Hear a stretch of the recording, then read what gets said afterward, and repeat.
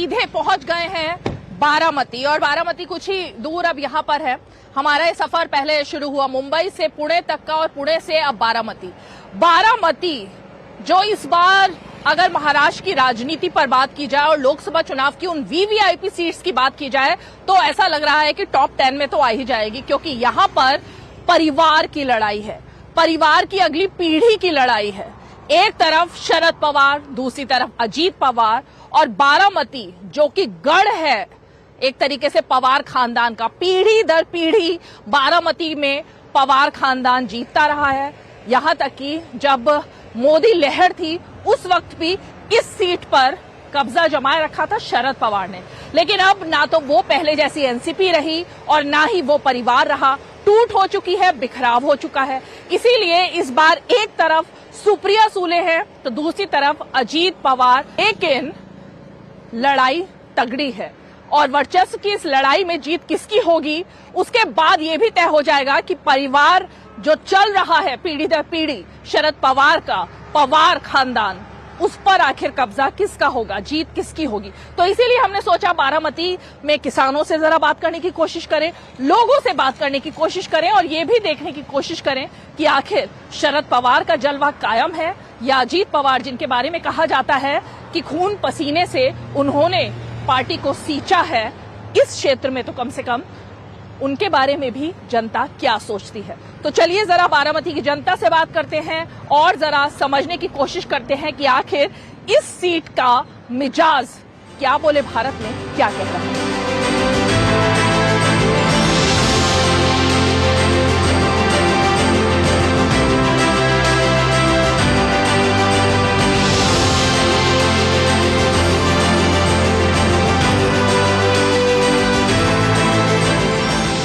Baramati seat की जब हम बात करते हैं तो इसकी कहानी भी बड़ी दिलचस्प है।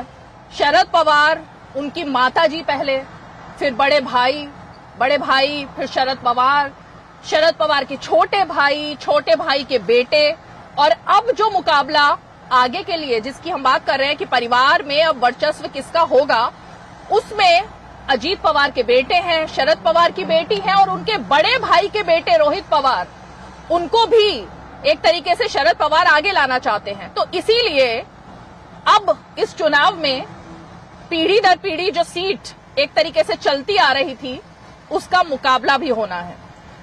तो किसानों का मुद्दा जिसको लेकर इतने बड़े नेता बने शरद पवार, वो किसान तो ऐसा लग रहा है कि मुद्दा कहीं दब सा गया है और सिर्फ इस बार दबदबे की लड़ाई ही नजर आ रही है। लेकिन ये दबदबा कायम रहेगा नहीं रहेगा, किसकी राजनीति बदलेगी, यही देखने के लिए हम चल निकले हैं।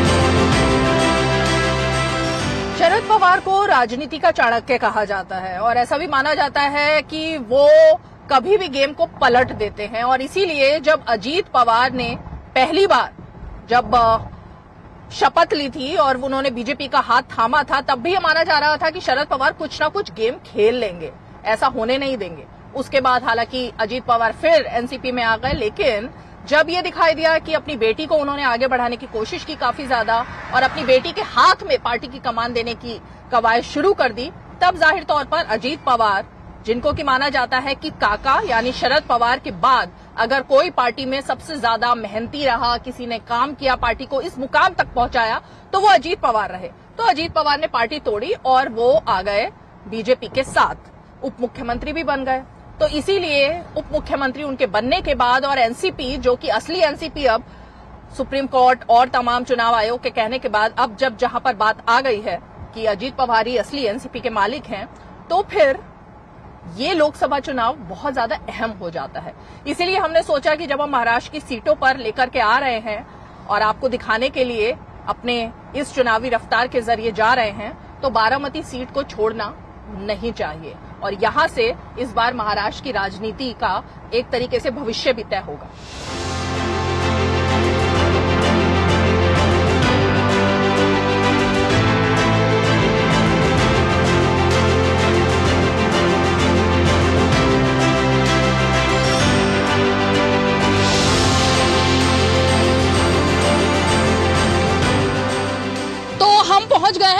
बारामती, और बारामती में यहाँ एक ये जो चौक है, यहाँ से उद्योग भवन और कई पार्टी के जितने भी ऑफिसेज हैं वो भी बहुत नजदीक हैं, क्योंकि बात इस बार पवार खानदान की हो रही है और इस बात को लेकर चर्चा है जगह जगह पर बारामती में भी कि आखिर असमंजस की स्थिति है क्या कि वोट किसको देना है। तो हमने सोचा जरा चाय पर चर्चा यहाँ भी कर ली जाए, और इसीलिए ये चाय की दुकान है जहाँ पर शाम के वक्त इसी तरह से सब लोग अलग अलग तरीके से चाय पर चर्चा करते हैं। हम भी इस चर्चा में शामिल होते हैं और जरा बात करने की कोशिश करते हैं।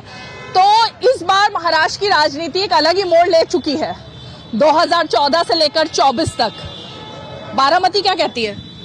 देखिए, आपने बोला कि महाराष्ट्र की राजनीति कुछ अलग ही मोड़ ले चुकी है, लेकिन मैं यहाँ बताना चाहता हूँ कि महाराष्ट्र एक प्रदेश है पूरे भारत देश का।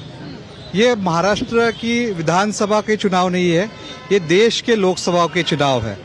हर एक प्रदेश का एक अलग अपना समस्या होती है, कुछ ना कुछ उसके मुद्दे होते हैं, लेकिन हमें एक सशस्त्र राष्ट्र की निर्माण करने के लिए ये राष्ट्र का निर्माण का इलेक्शन है।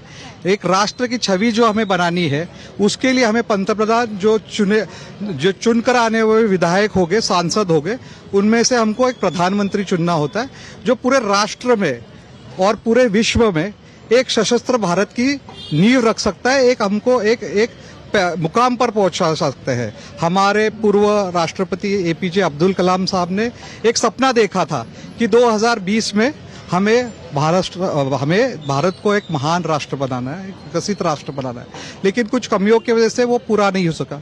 अभी देश के पंतप्रधान श्री नरेंद्र मोदी जो पिछले 10 साल से हमारे देश के प्रतिनिधित्व कर रहे हैं, उन्होंने उनके कार्यों के रूप से, उनके कार्यक्रमों से देश के हर एक वर्ग को एक अलग आइडेंटिटी दी है, उनको मदद करने की प्रयास किए।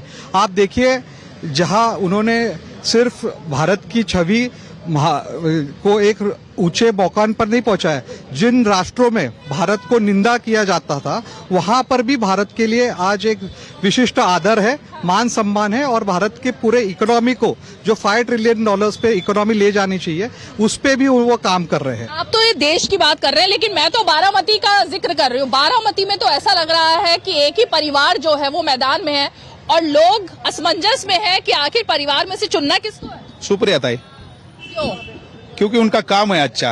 8 बार वो सांसद रत्न खासदार रह चुके, और ऊपर कैसा रहता है, दिल्ली में सब भाषा आना मांगता है, उसके लिए सुप्रिया ताई एक नंबर है। भाषा के आधार पर वोट दो? भाषा भी नहीं, काम के आधार पर भी वोट देंगे ना, उनका काम भी है ना। बारामती में शहर में भी है और तालुके में भी है और उनके लोकसभा मतदार संघ में भी है। लेकिन जो अजीत पवार के खास लोग हैं वो तो कहते हैं कि अजीत दादा ने जितना बढ़ाया बारामती को उतना सुप्रिया सुले नहीं बढ़ा। अजीत दादा ने बढ़ाया, लेकिन पवार साहब का मार्गदर्शन और पवार साहब का सपोर्ट उनको बेहतर था ना। पवार साहब ने उन्हें चुनने का पहला टिकट दिया था, पवार साहब के मार्गदर्शन के ऊपर ही उन्होंने पहला काम किया है उनका। और पवार साहब ने उनको पूरा ताकत दिया था, इसके लिए वो आगे सपोर्ट कर रहा है उसको। मतलब कि पवार साहब यानी शरद पवार के नाम की वजह से अजीत पवार आगे बढ़ पाए। वैसा नहीं, हर किसी को सपोर्ट तो कोई ना कोई करता ही है ना। हर नेता किसी न किसी के सपोर्ट से तो आता है, लेकिन जब टिकना होता है, जब आगे बढ़ना होता है, तो खुद के दम पे ही आगे बढ़ता है। आज दादा 4 बार उप मुख्यमंत्री है और 7 बार विधायक रह चुके हैं। उनकी वजह से तो 30-35 साल में ये बारामती का डेवलपमेंट हुआ है। उससे पहले, दादा से पहले 95 तक तो पवार साहब चीफ मिनिस्टर थे, तब बारामती का क्या हाल था आप पूछिए लोगों से। मैं इन्हीं से पूछती हूँ, बारामती का जो हाल था पवार साहब के काल में, वो कह रहे हैं कि जरा उन्हीं से पूछ लीजिए क्या हाल था। बताना उनको पूछिए कि पहले एमआईडीसी किसने लाया और उसके बाद एक भी एमआईडीसी में प्लान। विकास में योगदान किसका है? पवार साहब का है। दोनों ही पवार है। शरद पवार साहब, शरद पवार साहब ने वो जो पेड़ लगाया वो बढ़ के आगे बड़ा हो गया ना, ये तो देखना चाहिए ना, ऐसा है। मतलब योगदान पूरी तरीके से शरद पवार का रहा बारामती में। शरद पवार का योगदान था। शरद पवार फैमिली 100 से भी ज्यादा आदमियों की है। पवार साहब ने कुछ तो अजीत पवार में गट्स देखा होगा ना, उनके गट्स की वजह से उन्होंने उनको चुना और उन्होंने इतना अच्छा रिजल्ट दिया। मैं आपको एक फॉर एग्जाम्पल बताता हूँ कि अपना देश फ्रीडम होने से पहले यहाँ से कैनल जाता है, 20 साल पहले यहाँ पे अपनी गाड़ी से पानी जाता था, मगर अजीत पवार साहब ने हमारे यहाँ 4 जगह पे फिल्ट्रेशन प्लांट बनाया और आज बारामती इतनी बड़ी है कि 20 साल पहले बारामती 30,000 मतदान का था, आज लाख से बड़ी है। मगर हम अजीत दादा के पूरा नियोजन से हम लोग पानी सब लोगों को पानी पहुंचा सकते हैं। जो कहा जा रहा है कि जब शरद पवार जी ने अपनी पुत्री को अपना उत्तराधिकारी घोषित किया, उसके बाद अजीत दादा को अलग होना पड़ा। अजीत दादा को अलग होने के लिए जिम्मेदार कौन है, ये भी सोचना चाहिए।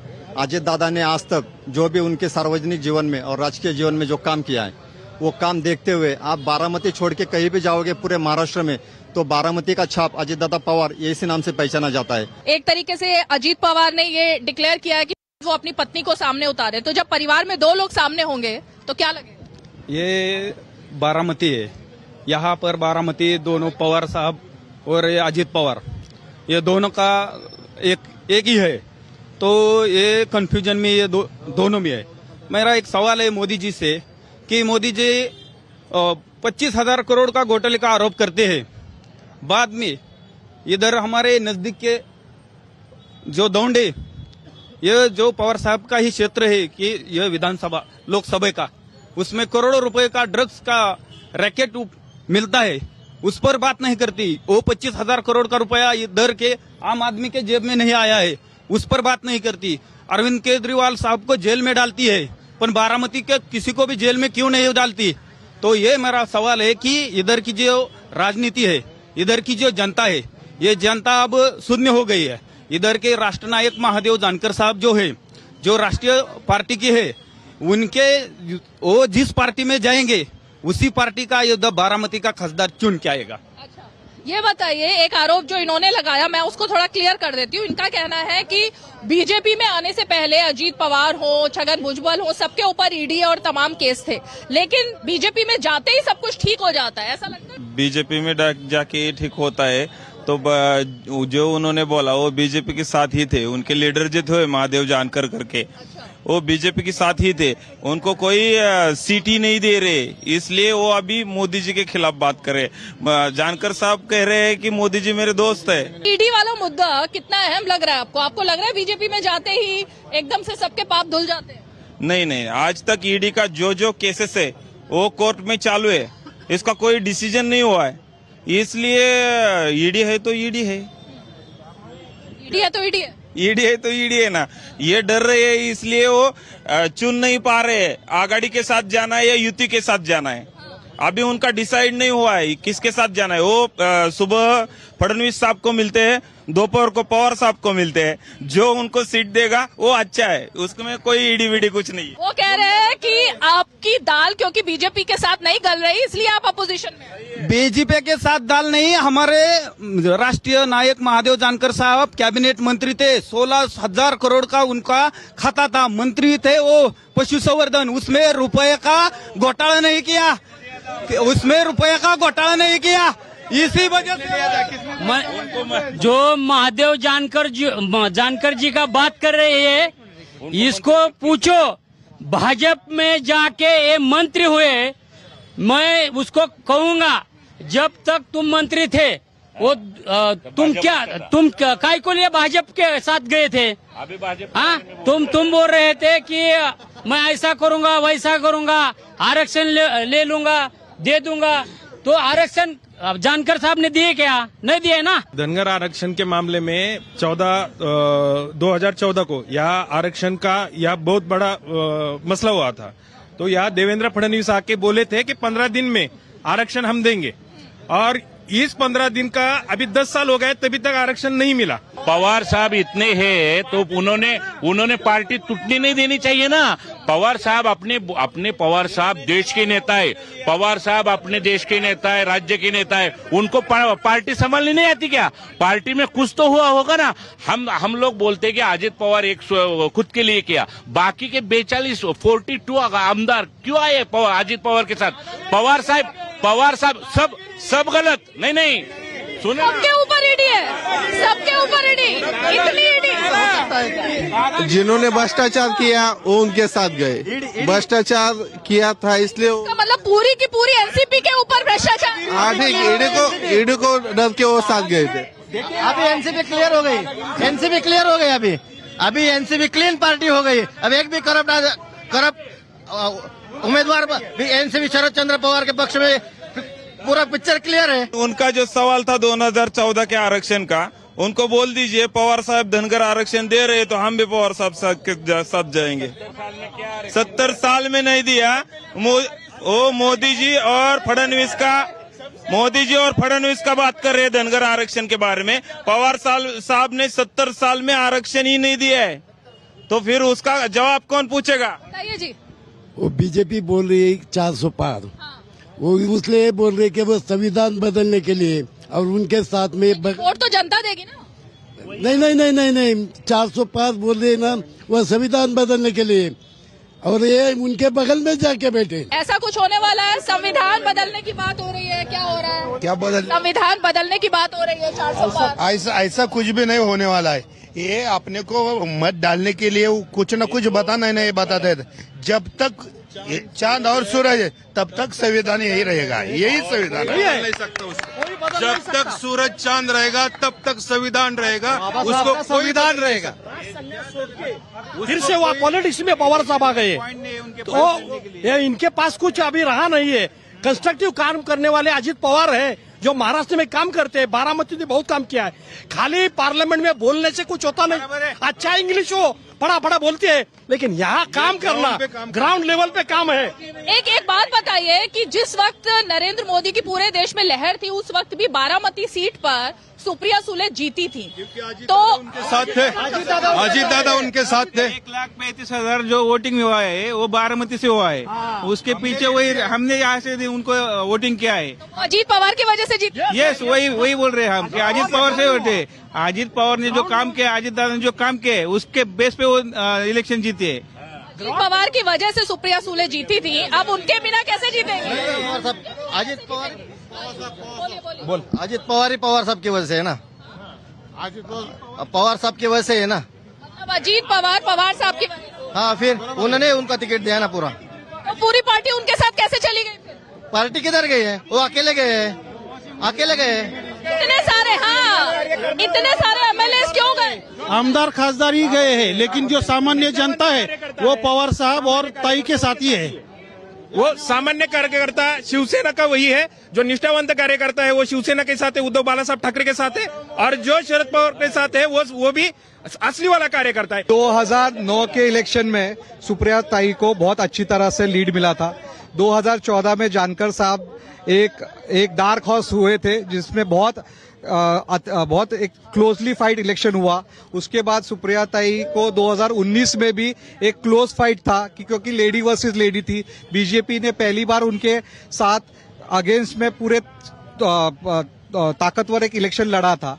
लेकिन मेरे को इतना ही कहना है कि सुप्रिया सुले उनका नॉमिनेशन पत्र भर के पूना में डायरेक्ट लास्ट चुनाव के रैली को ही बारामती में आती थी, जो पहले 20 दिन में तो कभी नहीं आती थी। अभी ऐसा सीन है कि पिछले महीने में 20 दिन सुप्रिया ताई एड्रेस मुक्काम पोस्ट बारामती में है, तो इसका क्यों इतना फर्क पड़ा? मतलब मेहनत करनी पड़ रही है, मेहनत कम नहीं पड़ रही है। ये सिर्फ गांव पुढारी है। ये जो दादागिरी है ना, दादा ने सब वो अच्छे पुढारी है ना, वो मेन लेके गया है। ये है कि पहले साहब ने और ताई ने बारामती ग्राउंड लेवल पे काम करने के लिए पूरा काम अजीत दादा के हाथ में दिया था, इसलिए दादा वो काम कर रहे थे। लेकिन अब दादा साथ में नहीं रहे, इस वजह से अब ताई खुद ग्राउंड लेवल पे काम करेगी। लेकिन अभी तक क्यों नहीं किया?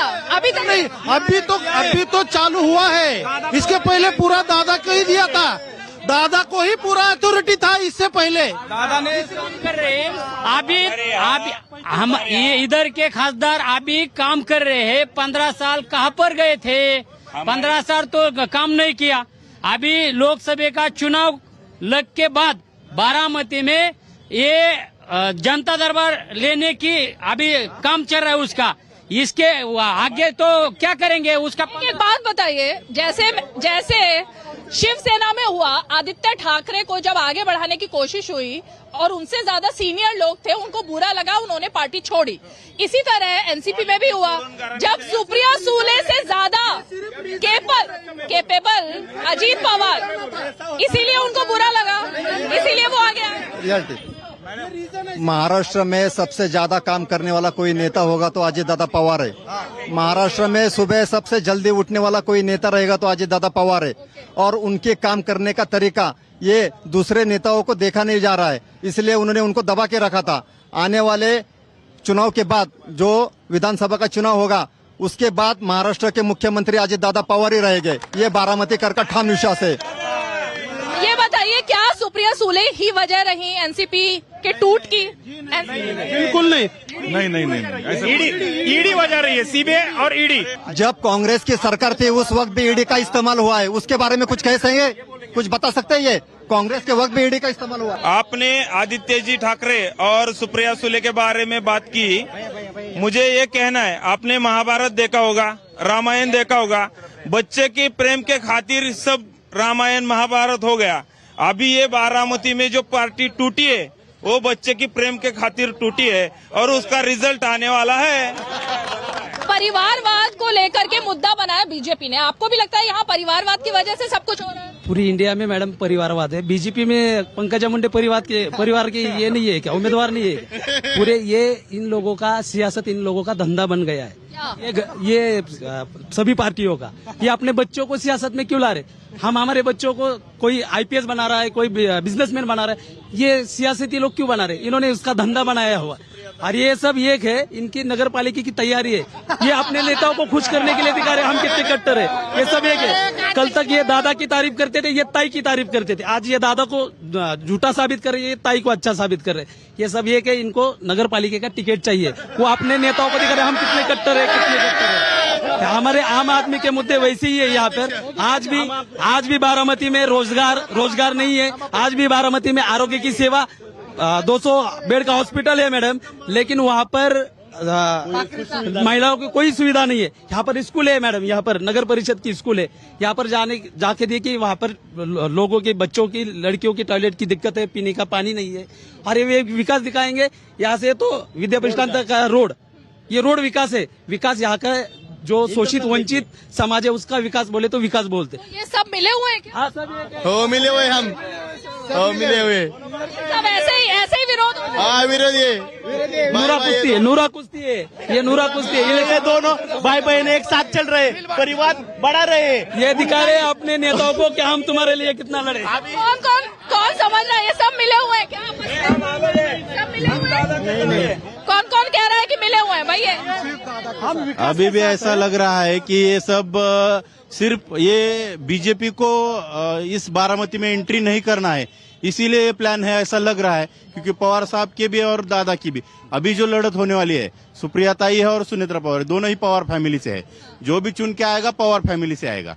ये शरद पवार साहब का प्लानिंग है। ऐसा लगता है कि बारामती बीजेपी के पास नहीं जाना चाहिए, ये सिर्फ पवार के हाथ में रहना चाहिए। अजीत पवार तो लेकिन बीजेपी के साथ है, ऐसा लग रहा है क्या?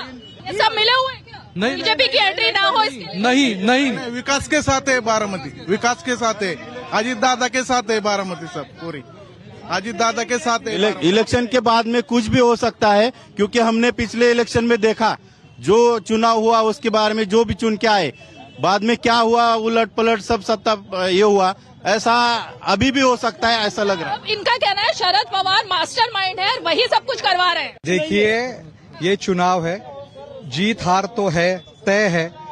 तो हमारा सिर्फ इतना कहना है कि जो अजीत दादा जो कैंडिडेट देंगे बारामती से, वो कैंडिडेट मोदी साहब को एक सशस्त्र भारत बनाने के पक्ष में वोट देने वाला है। एनडीए में यहाँ पर कुछ फूट भी है, शिंदे की पार्टी से भी कोई खड़ा हो रहा है, बीजेपी भी आप कह रहे हैं कि बीजेपी का भी अभी कुछ पता नहीं। सब एक है, एक में 3 पक्ष से एक साथ में काम कर रहे हैं। लेकिन शरद पवार इनके पीछे है क्या? अजीत पवार के पीछे अभी भी नहीं, वो अलग अलग लड़ रहे हैं, सब अलग अलग लड़ रहे हैं, सब दोनों अलग है, दोनों अलग है। उन्होंने कहा कि सब मिले अलग है। मेरी बात सुनिए, पवार साहब अलग है और अजीत दादा अलग है, लेकिन महाराष्ट्र का नेता अजीत दादा जैसा कोई भी नहीं है। लेकिन हमारी एक बात है कि हम चाहते हैं कि देश का नेता, ये तो बोल रहे हैं महाराष्ट्र के नेता बोल रहे हैं अभी हम, लेकिन हम बोल रहे हैं देश का नेता अजीत दादा जैसा ही होना चाहिए। अजीत दादा मोदी जी के बाद विकास पुरुष हो तो अजीत पवार ही है। महाराष्ट्र का हो या देश के लिए अच्छा आदमी है। शिंदे नहीं है कुछ भी, वो करता है, अच्छा काम करता है। मेन वो गठबंधन अच्छा हो रहा है, उनका गठबंधन अच्छा है, काम अच्छा करेंगे, कंट्रीब्यूशन अच्छे करेंगे। जो यहाँ के निवासी हैं, बारामती के वासी जो हैं, वो असमंजस में है कि परिवार में किसको चुना जाए। सुप्रियाताई और शरद पवार साहब के पीछे सुप्रियाताई और शरद पवार सुनित्रा एक यहाँ की जनता तो सुनित्रा वहिनी को चुनेगी, मगर ये जो बोल रहे थे ये सब पवार साहब का प्लान है। तो पवार साहब ने प्लान क्यों किया? क्योंकि उन्हें लग रहा था कि सुप्रिया सुले चुन के नहीं आने वाली। ऐसा प्लान करने की जरूरत क्यों पड़ी पवार साहब को? अगर ये बोल रहे इधर सिर्फ दादा जो बोलेंगे वही चुनाव के आएगा, सिर्फ दादा। लग रहा है कितने वोटों से जीत हार होगी? बहुत देर से पूरे महाराष्ट्र में सबसे बड़े लीड से दादा इधर चुनाव जीतेंगे। प्रिया सुले नहीं, वो हारेंगे, 2 लाख से हारेंगे। तो ये तो थी बारामती की जनता की जुबानी, बारामती की चुनावी कहानी। और इस बार बारामती काफी हद तक एक दिलचस्प मुकाबला भी लेकर आई है और कांटे का मुकाबले भी हम कह सकते हैं कि लेकर के आई है। तो बारामती से तो आज क्या बोले भारत की चुनावी रफ्तार में इतना ही। अब आपको एक और शहर में जल्द ही लेकर चलेंगे, तब तक के लिए हमें दीजिए इजाजत। नमस्कार।